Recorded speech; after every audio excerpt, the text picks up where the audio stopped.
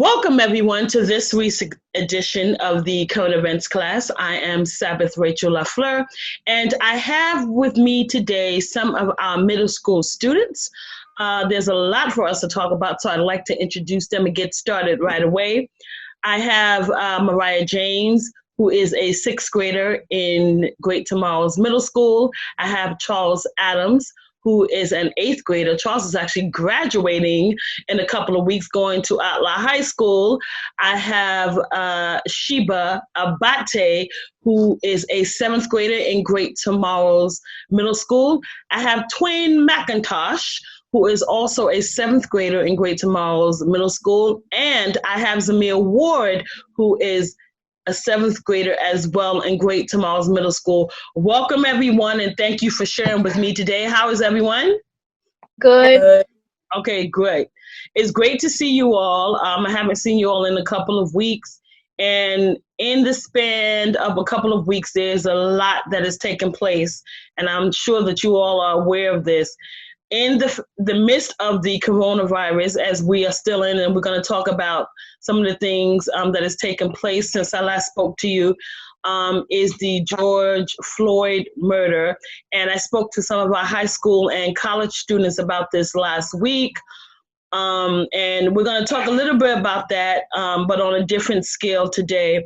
So I want to start off by asking you, how have all of you been doing? How has everyone been doing? We're going into our third month of being home from school. How is everyone coping? Has it been easier for you, or has it been challenging for you? Sheba, how's it been for you? Pretty challenging because we don't get to see our teachers very often on the Zoom calls, so I guess it makes you more independent, but it's also very different from how it used to be. And okay, what about you, Twain? How has it been for you? It kind of be easy and challenging both. Yes, ma'am. It's been easy and challenging, you said? Yes, ma'am. Okay. And Charles, what about you? How's it been for you? It's been challenging because I'm used to being at school more often, and I feel better when I'm at school and doing my work. I feel more comfortable. Okay, you feel more comfortable. Zamir, how have you been? It's been challenging because I'm, like what Charles said, I'm used to being inside the classroom with your teachers and your other classmates doing your work. And because of the coronavirus lockdown, we have to be inside and just taking it slowly, day at a time. Okay. And Mariah, what about you? I think that it's been easier because I could focus better on my work. Okay, all right. So it's been easier for you. Well, it seems like besides Mariah, for most of you, it's been challenging for you. And going into this for going on about 3 months now, next week will make 3 months, I believe, since we've been out of school. It just seems like you all haven't gotten used to just being home. And I'm sure that you'd rather be in school, right? Most of you would rather be in school, right? Yes, I'm kind of feeling this, computer life, you guys. Really? So you're starting to get used to the computer life? Yeah. But if you could have a choice, would you rather be in school in person? Yeah, I think I would be in school in person. Okay, all right. So I want to go into talk about, as you all know, as you all are keeping abreast of what's going on in the news, phase 1 happened or started yesterday in New York City, where New York City opened up in phase 1. And what that basically means is that there are some businesses as of yesterday that could now continue to function as they used. I shouldn't say as they used to, because a lot of things has changed, and we're going to talk about that as well. And so Governor Cuomo is saying that in about a couple of weeks, if things continue to be low as far as deaths are concerned, and number of people being infected with coronavirus, that phase 2 will then take place, which means more businesses will begin to open up in New York City specifically. So let me ask you all this question in light of the reopening of New York City. People are going to be running out quickly to resume their life as prior to having the coronavirus. How do you think that you will respond when New York City is to open up fully? And again, we don't know when that's going to take place. We have to see day by day as far as Governor Cuomo is concerned. How do you think you're going to respond to that? Do you think that you're going to go back to doing the things that you normally used to do? Charles? I would take caution because we still don't know if the virus is gone, so it could still spread, and these people aren't really taking caution. They're just gonna run out and do whatever because they're immune to these type of stuff. Okay, so you're going to be a little cautious before you. Okay, good. Zamir, what about you? I would be very careful with doing things when New York reopens, like taking public transportation. Like, I'm going to still be wearing my mask and gloves and my hand sanitizer, because even when it does reopen, there's still a chance that you could still catch the coronavirus. So you always want to be prepared. Right. G2, Sheba? Honestly, I'm a very cautious person myself, but I don't blame, for all the stores to reopen because we have to live our life. But I don't think I would even go out shopping until the numbers drop a maximum point. So yeah. Okay. And what about you, Twain? Ma'am, I will still wear my mask and sanitizer and gloves, ma'am, because I'm still not gonna trust anybody, ma'am. Okay. And Mariah, what about you? I would be very careful. I would still not want to be close to people, and obviously I'll take the right precautions to keep myself safe. Okay, so all of you are saying that you would be more cautious before you go out, and that's absolutely the wisest thing to do. As you look at people now, and again, there are people who are wearing masks as they're supposed to, and then there are those who are not wearing masks. But as we talk about the reopening of the cities within the United States, the coronavirus has increased, right? As of today, and I looked at this right before we started our meeting, as of today, there is 1 million, or has been 1,938,823 cases of the coronavirus just in the United States. So over 1 million people has had or still have the coronavirus, and 110,375 people have died as a result of coronavirus. And I'm sure that it's even higher than that because they haven't been able to count everyone who has died from the coronavirus. Sometimes they say it's from something else and so forth, but it's related to the coronavirus. So as you talk about being precautious, even when it does finally reopen, that's the wisest thing that you can do. Continuing to wear your masks, gloves, wash your hands, sanitize, and so forth is certainly a wise thing to do. But when we're talking about the coronavirus, and I'm sure you all have seen this, and we talk about how our lives has changed and what has been coined as the new normal. And we talk about businesses and so forth. Things will never be the same again, right? You all have read how hotels and other businesses will change as a result of the coronavirus.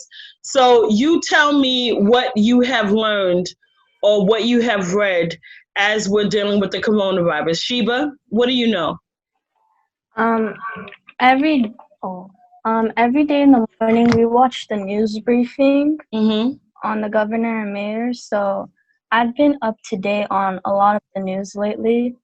So I wouldn't say I wasn't really worried, but I am because my mom's starting to go out now for one job, and so is my sister. So I just like keep in touch with the news all the time to make sure they're gonna be safe, you know. Mm-hmm. And So yeah, as your mother and your sister are going out to work every day, are they taking the precautions as well? I'm yeah. sure they are. Mhm. So does it make you nervous because It they have makes to go out every day? it makes me very insecure because even though they're distancing, wearing masks and wearing hand sanitizer and gloves, it still makes me insecure because I don't know whether somehow they're still gonna bring something with them, and Hmm. it's not just for themselves; it's for like everybody. Wow. Charles, you have, the last time we spoke, you have people in your home who are going to work on a daily basis as well. After hearing Sheba, um, does it make you nervous or insecure, as Sheba stated, when you have family members who have to go out every day to work? Well, it makes me nervous because they have to go out to work, and like when they come in, we're not sure if they really have it. So we're not sure if we may catch it from that certain person. So Hmm. we have to be very cautious, do social distancing. Okay, so you're even at home, you're saying that you practice the social distancing because some of your family members have to go out and work every day. Yes. Okay. What about you, Zamir? It makes me nervous too because my mom and my sister both go out to work too every day, and my sister, her job, she has to deal with people and like has to be like next to people a lot. So when she comes home, she makes sure that she takes the precautions to wash her hands, disinfect her clothes, hand sanitizer. And my mom works in the MTA, so she really has to be careful of what she touches that in the train station. Right. Mariah, your mother is working every day as well. What about you after hearing your classmates? Does it make you nervous at all that she has to go out every day? Yeah, because like she works at the hospital, so it is kind of nerve-wracking. But I always pray for her safety and stuff. Yeah, yeah. Well, certainly prayer is definitely something that we all want to continue doing. We don't want to stop that. Twain, do you think that you can, as I stated earlier, we're going to be in the midst of the coronavirus for a while. We don't know when this is going to end. And even in September, when they're talking about reopening school, we're not sure whether we're going to fully open our school to the full capacity. Just because we're in the midst of the coronavirus. And, you know, there are people who have the coronavirus and you have no idea that they have it. So as you spoke about earlier, being precautious and still wearing your mask and your gloves, do you think you can ever get used to living this way? I mean, our new normal, and this is to Twain.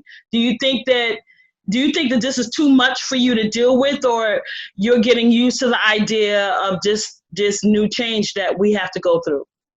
Ma'am, I think it's too much, ma'am, because it feels uncomfortable to be like in the house and not going outside. And let me feel nervous too, ma'am, when my family is going out to work because it kind of feel way to see they're going out to work and the coronavirus, ma'am, so they could get it before us get it. Okay.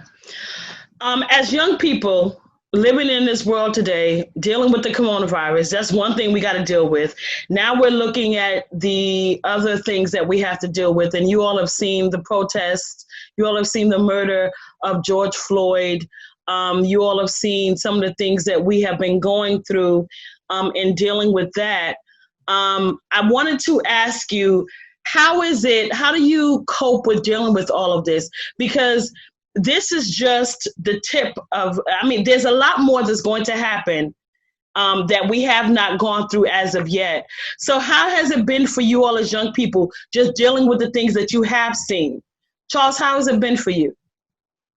It's been terrible because the police officer never really had to kill George Floyd. I think the quarantine is getting to everyone's head, so it's making them do crazy stuff. Okay. Sheba, how has it been for you watching all of this as a young person? Well, I mean, it has its ups and downs, but when this is over, at least you could like tell all the people that are younger than you when you get older that I went through this event. That you've lived through it, right? Mm-hmm. Okay. Zamir, what about you? It's been terrifying because the fact that this is actually happening during the time that we are growing up, like we're going through history and we're going to have to live with this, is to me. And also that we haven't really been taking that much precaution into what are we doing with the cops and the protesting for George Floyd and his funeral. Everything's happening so fast. Okay. Do you think that it's happening faster than you can deal with it? When you say it's happening too fast, is it just too much for you to deal with at this time? Yes, because you have the coronavirus, the protests all around the world. The cops are being racist against the Black community. So you just have to take it in and pray that things will get better. Okay. Mariah, what about you? Looking at all of this as a young girl, how has it been for you? Well, it really has been crazy because, like, we all are going through the coronavirus. And then on top of that, we're here killing each other. You shouldn't be killing each other because we're all human. It doesn't matter what color you are. It really doesn't, because we all bleed the same color. So it's really unacceptable to have that cop kill George. It was really sad. And Twain, looking at all of this from your perspective, between the coronavirus, between what happened to George Floyd and dealing with the protests and the looting and the riots, how's all of this been for you? Ma'am, it's been bad, ma'am, because to see everyone is just dying like that, police is killing people, it's very bad to see that happen. It hurts your feelings, ma'am, because the coronavirus is just filling up their head with madness, so they could kill people. But it's bad. For you and Charles, who are from Jamaica, viewing all of this in America, coming from Jamaica, what does it make you think? Charles, what does it make you think? It makes me think that what if when like the tourists, they're white, so when they come to Jamaica, what if we were to treat them the same way? The white people, what if we were to treat them the same way that when they visit us? So what if we were like to start killing them and stuff? Okay. How they would react to that. All right. And do you speak to your family members back in Jamaica? Do either of you speak to any of your family members back in Jamaica? Yes, ma'am. And what are they saying about everything that's going on? Because I'm sure they are watching this just as the entire world is watching. Have you spoken to them about what's going on here in the United States? Yes, ma'am. And what have they said to you, Twain? They say, ma'am, to keep safe and do not go into trouble, do not go into crowd, do not like go out of and places, ma'am. And they said to wash your hands and keep safe, man, because they don't want me to catch the coronavirus. Okay.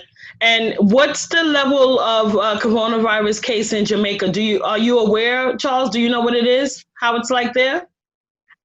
No, it's not really as bad as up here. Okay. Okay. So your family members in Jamaica are fine. Yes. Okay, all right. That's definitely great to hear. All right. I think I want to matter. I do. I don't think. Let's take a break because when we come back from the break, I want to talk about some more things going on with you as we're dealing with what's going on in the world today. So let's take a quick break, please. Everyone watching, stay tuned. We'll be right back after this break. When you see the school called ATLAH, you see righteous boys and girls, always standing with the sword of the mighty God, as righteous leaders all over the world. We'll never turn to the left or the right. We shall prevail in all our fights. And we will say, like Honorable Manny says, Allah, that's what God says. And we will say, like all our teachers say, Allah, that's what God says. Allah, we love you. Allah, we love you. We love you. Great tomorrow, we love you. We love you. Allah, we love you. We love you.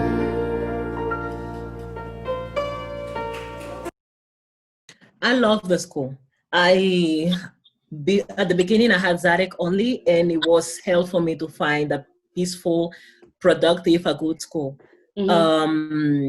After Miss Grisby is a lady that does the after-school program, she told me several times to go to the school, and finally I went, and it's been a complete difference for Zarek because he experienced different schools. And the kids, the little ones, they were so used to go to pick up Zarek that everybody knew them before they were enrolled.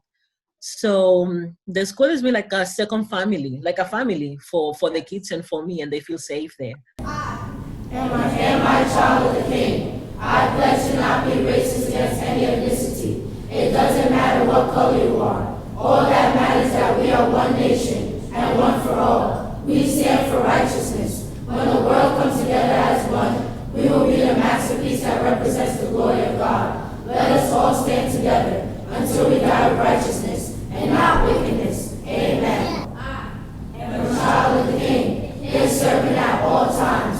I am strong. I am blessed. I am special because of the Lord.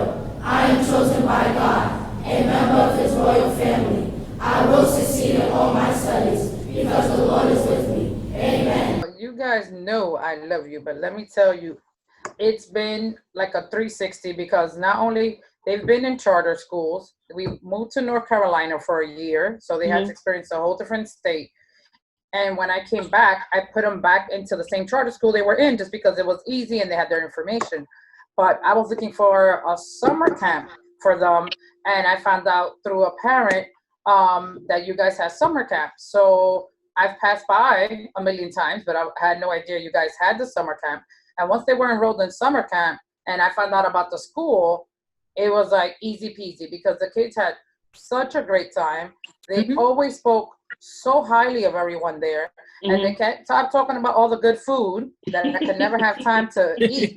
But they're always talking about how, like, it's just like they felt it was an immediate, like, and immediately I knew that it was the right choice because their reactions, they had never said that about another school, you know. Wow. like other students, they've been in other, you know, charter schools and this, and you try to look at, you know, all the reviews and you try as a parent to make sure that they're happy. Obviously, that's our number one. So once they in summer camp, they were already ecstatic. I already knew it was going to be the right fit, and I am unbelievably grateful because I feel like I'm just like I lost my mom 2 years ago, and she was like the, you know, not only she was the only person I trusted with my kids. But now Right. I feel like the school is like they said, is my second family. Like I know when I drop them off that I don't have to worry about it at all.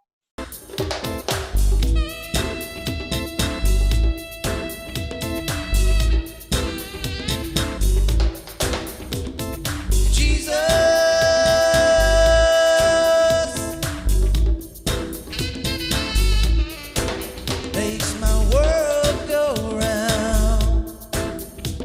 Set my feet on holy ground. Jesus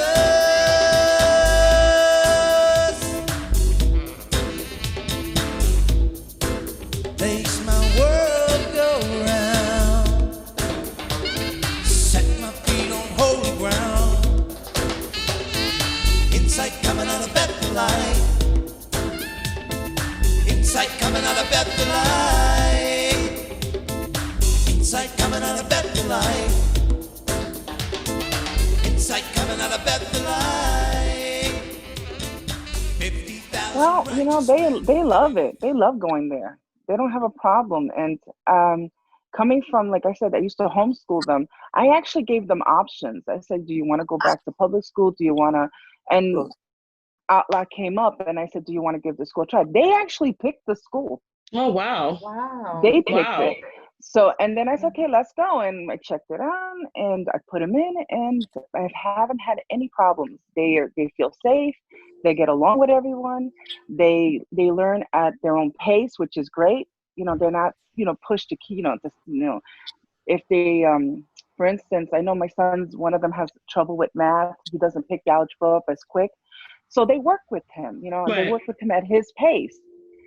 So he feels confident now. And that's something that I felt that got torn down when they were in, originally in public school. Right. That confidence that they're, just because they need a little more time to learn a subject doesn't mean that they're dumb. You get That's what I'm right. saying? That's right. Absolutely. Yeah. Yeah. So definitely putting them in ATLAH has built their confidence.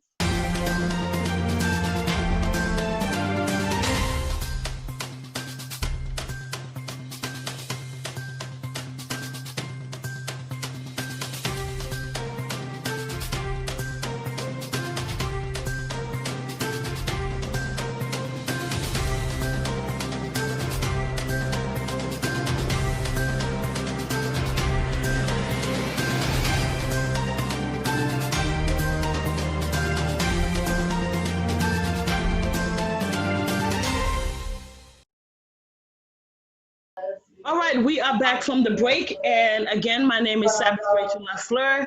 I have here today some of our students from Great Tomorrow's Middle School. And before the break, we were talking about how you all are coping and dealing with what's going on in the world. But I want to go to what's going on with the George Floyd murder, in that Black Lives Matter, and you all know about this Black group, movement, whatever you want to call them.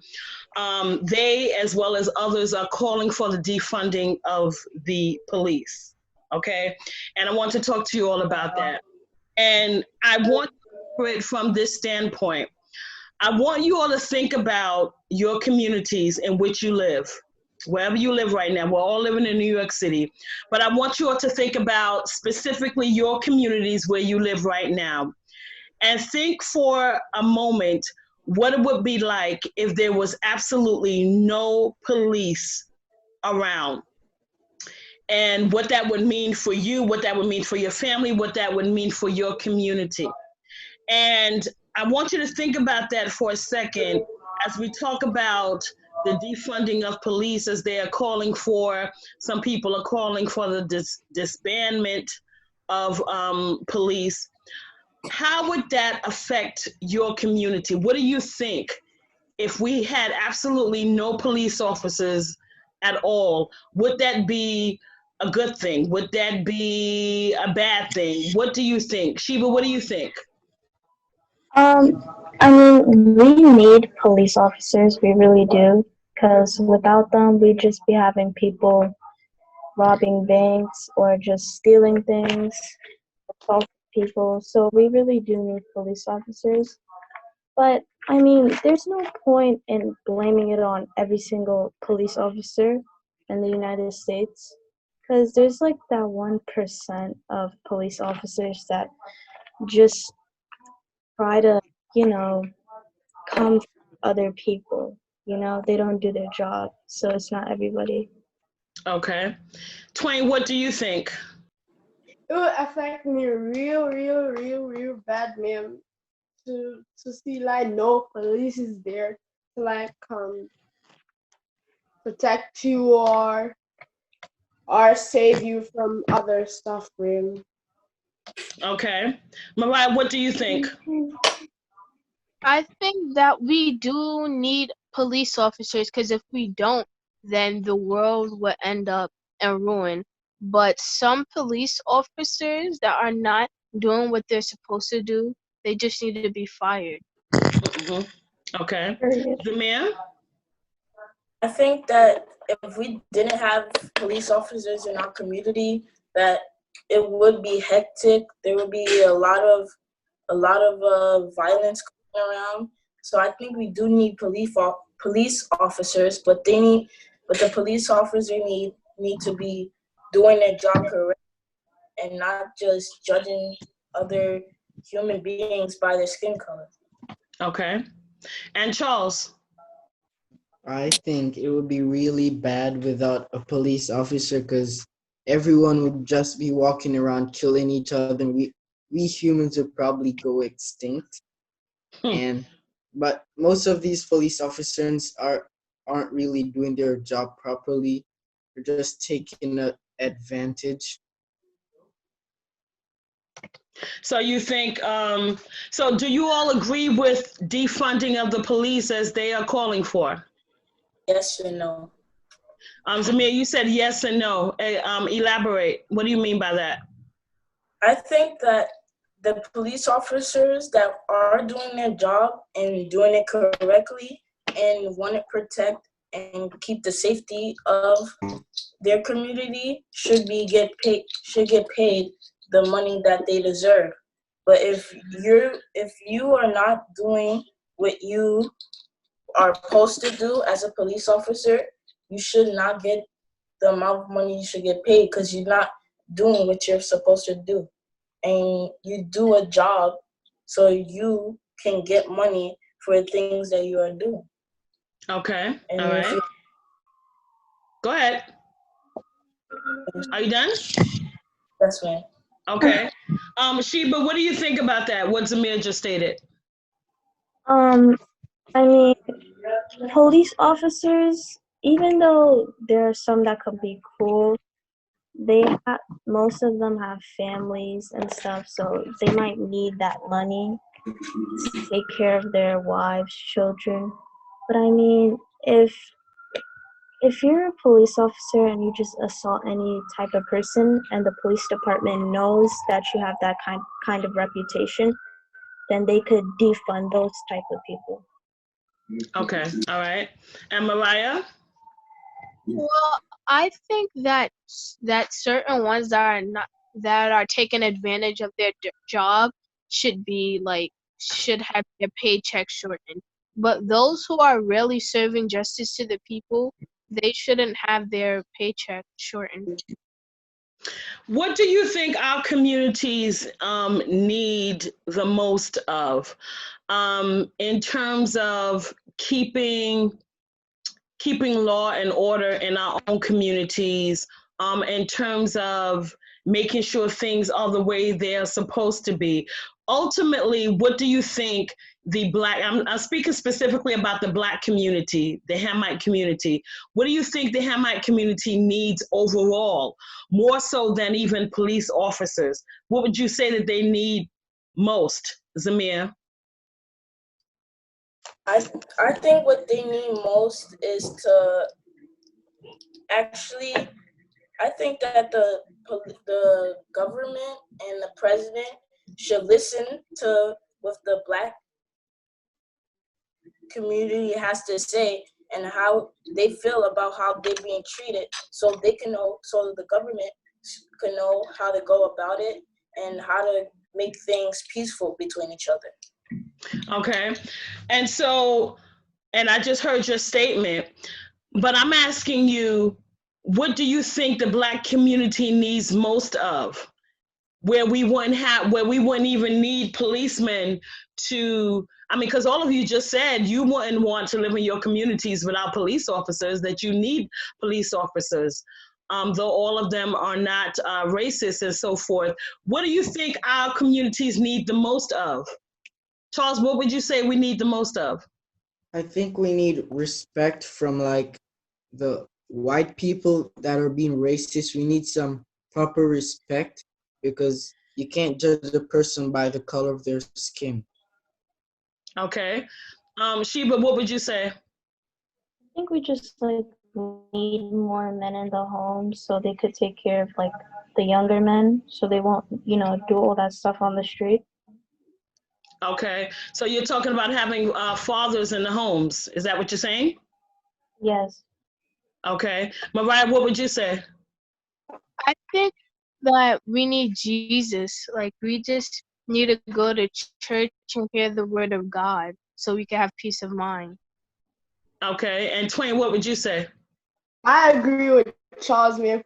We need more respect and more God, Jesus. We need peace and more like stop cursing the white, like what Charles said, the white peoples are being racist and judging people by their colors, man. So All we right. need more peace in our world. So Okay. we need more peace in our world. Okay, we need more peace in our world. Well, I can tell you that peace is not going to come. Remember that we are in the midst of the tribulation, and so all of these things that we're witnessing, it has to take place, and things are going to happen even more so than we are viewing right now. As difficult as it may be, there are some things that are going to come that are going to be even more difficult in the days that we are in. But let me ask you all this question in regards to the statements that you just made. As we are looking at the George Floyd protest, it's been about 2 weeks now. Today is his funeral. Actually, his funeral is going on right now, and we're pre-recording this. This is going to air on Thursday. Today is Wednesday as we are recording this segment. And as I was watching the funeral, and some of you said to me before we got started, you were also watching the funeral as well. There are so many things when you look at this world, and I'm not sure if you all can fully see everything because you all are so young. But as we are watching all of this, and we're watching how they are painting the life of George Floyd and making him out to be this saint. I saw a picture with him with a halo and wings, and I don't want to really get into that because we know that he was not this saint. What I want to get into is the aspect of the Black community or the Hamite community. And the question I just asked you all, what do you think we need the most of? Because what is clear about the Black community, including Black Lives Matter and all of these other organizations, including Al Sharpton and other things we're seeing, is how much so, just think about for a second, you all are 12 and 13 years old, right? Some of you, I think, Charles, you're 14 years old. Think about in the years that you have lived on this earth, being 12, being 13, being 14, you all have lived in Black communities all your lives. Think about what you have seen on a day-to-day basis in your communities, not even recognizing civil rights, not even knowing what happened years ago before you were born, how communities used to be in the Black community. With your own eyes as you witness it on a day-to-day basis, would you say that the Black communities are doing well? Would you say they're doing well, Mariah? Well, I think that the way that the communities could be doing well is we should have fathers in the homes so they could protect their children. And so are you saying that you see lack of fathers now in the community that you live? Yes. Okay. All right. And Zamir, what about you? in the communities, in the community that I live in, there's a lot of African Americans that are struggling to keep their roof over their heads. They have to support their families. So when this is all going on to the Black people and the cops are killing the men and women, how are they supposed to support their families and keep them safe? Okay, so would you say that the communities, the way that you have witnessed it, and obviously you're saying that they've been struggling, you wouldn't say that it's been a good thing, right? You wouldn't say that you've seen, okay. Sheba, what about you?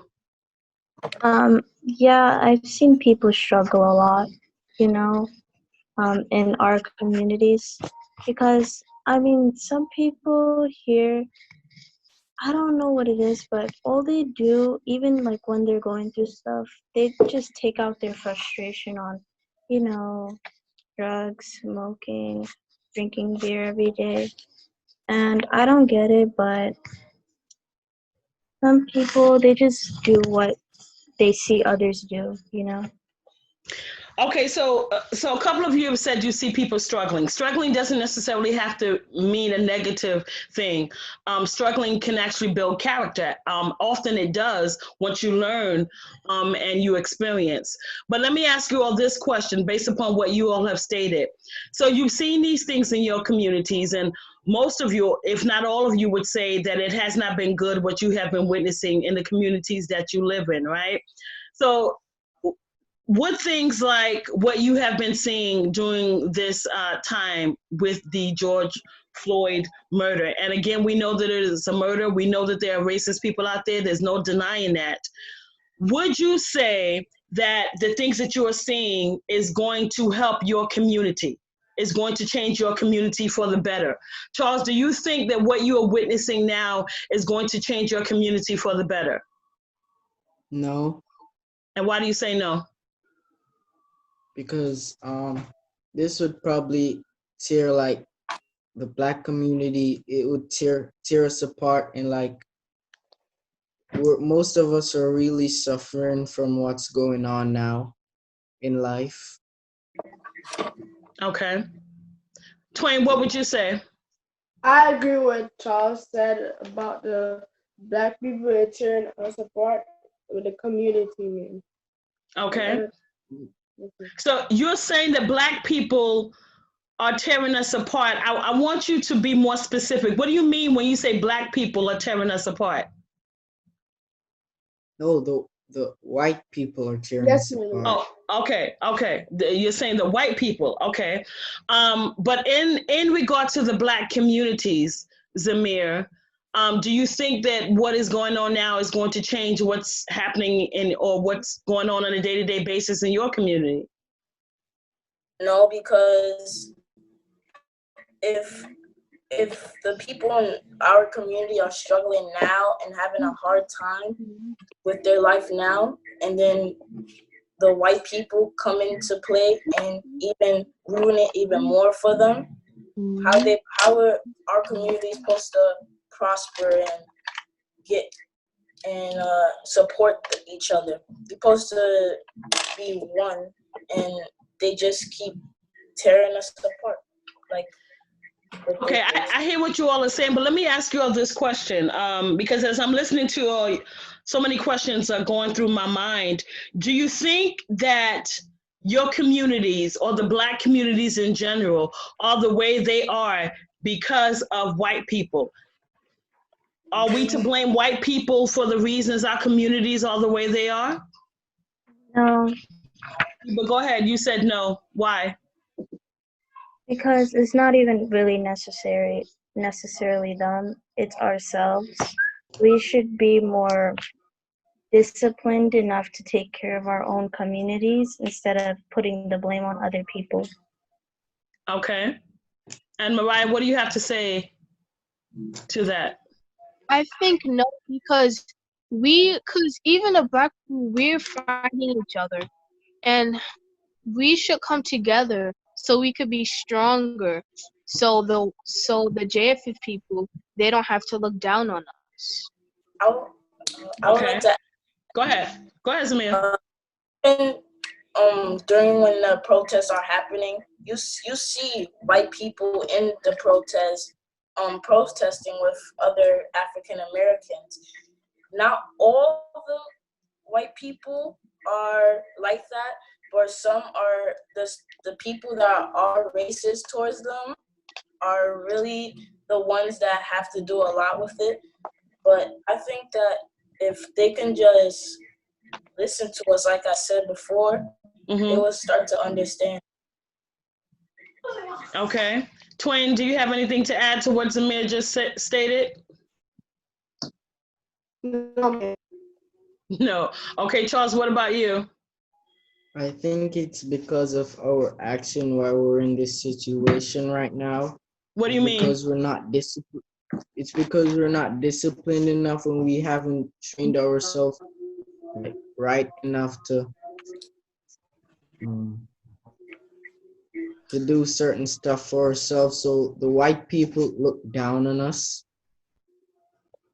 Okay, so what then what is the answer? If you're saying that we're not disciplined and that is I mean as far as the black culture is concerned, that's absolutely right. If you're saying that the black people or the black communities are not doing what they have to do, what is the answer? How do you rise above that? How do you rise above that, Sheba? Start taking care of not just your family but others, helping out your community. And I don't think these protests are doing any good either.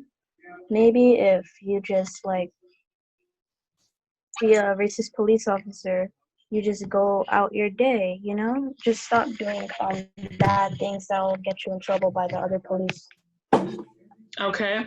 And what would you say the answer is, Mariah? I think that we should be more disciplined and prove them wrong. Okay. So what I'm hearing from most of you is that we should be disciplined. So obviously you all recognize the fact that the black community as a whole lack discipline, which is something that Pastor has been preaching for years. The black community as a whole, they don't have fathers in their home. They don't have fathers to teach young boys how to be men so that they would not have to go out in the world and deal with all of these things. And so as we look at the protests taking place, as we look at what Black Lives Matter is pushing forth and other activists are pushing forth, and you listen to Al Sharpton as he spoke at the various funerals that they had for George Floyd, and we talk about the communities in which you live, right? Because I want you all to look at it from the angle of what you see with your own eyes on a day-to-day basis. All of you agree that the protests are not going to change anything and it's not going to help your community, right? I don't want to put words in your mouth. Is that what you're saying to me? Mm-hmm. Okay. And so the question going to ATLAH, because I have to go to ATLAH as we're talking about this. What does ATLAH mean? Does it combat everything? Does it go against what you're saying? Does it go against being undisciplined, not doing the things that you have to do, not having fathers in the home? When we talk about the prophecy of ATLAH and what it means, what God has given us, what does that mean with what you see going on day-to-day basis in your community? Charles, let's start with you. I think ATLAH is meant to spread the word of God throughout the world and bring peace and, bring peace and stuff so everyone lose all those all those negative ways, and ATLAH is supposed to make them more positive and spread the word of the Lord. Okay. Samir, what about you? What do you think? ATLAH to me, ATLAH teaches you how to have discipline, and like what the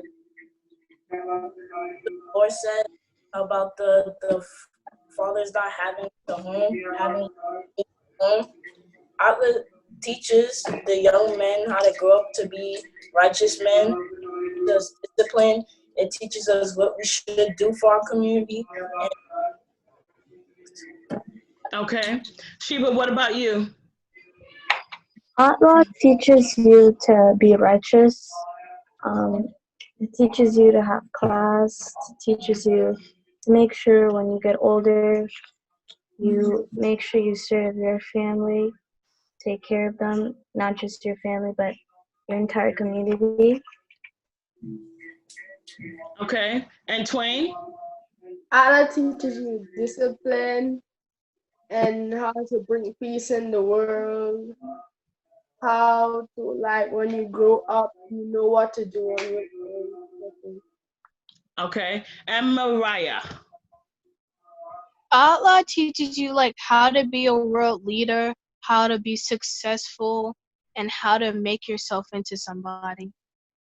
Okay. So all of you have answered that question, and you're absolutely right in that ATLAH is all about righteousness. First and foremost, it's about righteousness. It's about men taking care of their families. It's about discipline. It's about strength. It's about glorifying the Lord Jesus. And certainly, Mariah, as you just stated, it's about world leaders. So it's very important that you all remember all of those things as you are seeing what's going on in the world and not get caught up with the things that you are seeing. Because you all are so very young, it could be easy to get caught up into the things, and you see all of these people, thousands of people all around the world protesting, and Black Lives Matter and all of these other things going on. And it may tempt you into thinking that that's the right way to go. But remember that you have been taught by pastor. Remember all of the teachings that you have heard on a day-to-day basis. Remember what your teachers have taught you.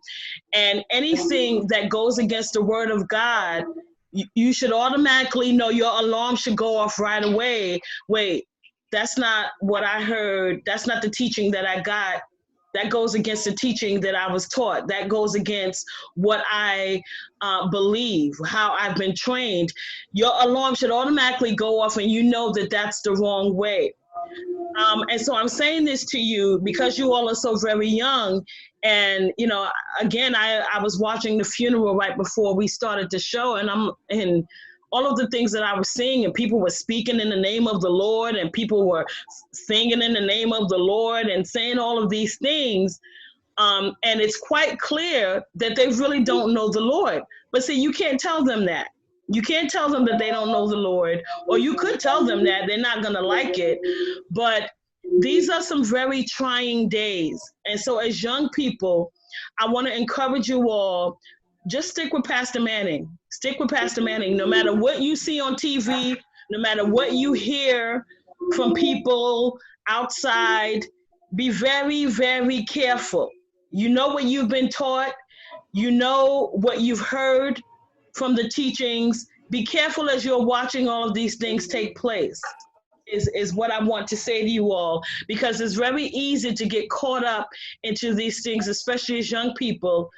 If it sounds like, that sounds a little right, that sounds a little good, be very careful is what I want to say to you all. So let me ask you all this question. Let's move away from that, and let me ask you all this question. In regards to, again, what you've been taught, how you've been trained, how do you think you can change the world? And you probably need a few seconds to think about that, or a few minutes to think about that. But how do you think that you can contribute to really change the world in a way that it has never seen before? Samir, what do you think? I think that because I can change the world by going to various communities, spreading peace, teaching the word of God, so they can know what is right and wrong. Just like what Pastor Manning's been teaching us, that to spread the word to other people. Because if they don't know the word of God, they're gonna go down a dark path that a lot of people don't want to go. Okay. Charles, what about you? I agree with what Zamir said. would go around preaching the word of God and like teaching the young men and women like how to act in various ways and like spread peace around the world and joy. Yeah. Okay, Sheba. I agree with everybody. In order to like get through these times, we need to be together, you know, have each other's backs, not go around um, tearing each other apart. Okay, Mariah. What about you? How do you think you can contribute to this world in a way that it's never seen before? I think the way that I can contribute is like by becoming like a politician, so I can like make various changes to communities. Then I can build up to states, then countries. So I work my way up to changing the world. Okay, Twain. What about you? I think how I could change the world to good work, bring peace, love, be kind to people, treat them right, don't do bad stuff to them, and always be kind to them. Okay. All right. Well, I want to thank you all for sharing with me today. I know that some of the things we discussed today can be quite, I don't want to say the word challenging, but it could be thought provoking as we're dealing with the days that we are in the midst of. But again, I want to encourage you all just to continue to listen to the teachings of the Honorable James David Manning, follow his instructions, follow his directions, and all that he says as God is directing us, because God is speaking through him to us. I miss you all very much. I prefer going back to school. I don't know whether that's going to happen, but we'll see what happens and as we take each day that goes on. But remember, we're in the tribulation. Continue to pray. Continue to pray for the school, pray for the church, pray for yourselves and your family. And again, I just want to thank you all for sharing with us today. And I want to thank everyone out there for sharing with us as well in this week's edition of the Current Events class. I will be speaking to you all at another time. Stay safe, stay blessed, and peace out. Peace out, everyone. Peace. Peace. Peace.